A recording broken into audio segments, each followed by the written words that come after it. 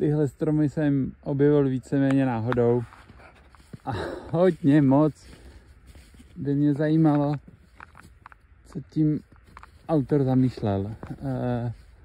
Takhle ořezat korunu na hrubo, motorovou pilou, takovýhle pahýly.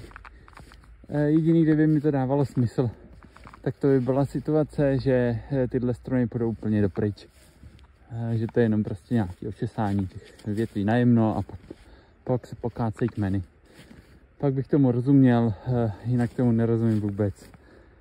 Motorovou pilou takovýhle hrubý řezy, takovýhle pahýly. Ty stromy, pokud tady zůstanou tak ve vegetaci, prostě obrazej kolem těch řezných ran, zahustějí se a vyženou spoustu mladých výhonů a budou to děsní košťata.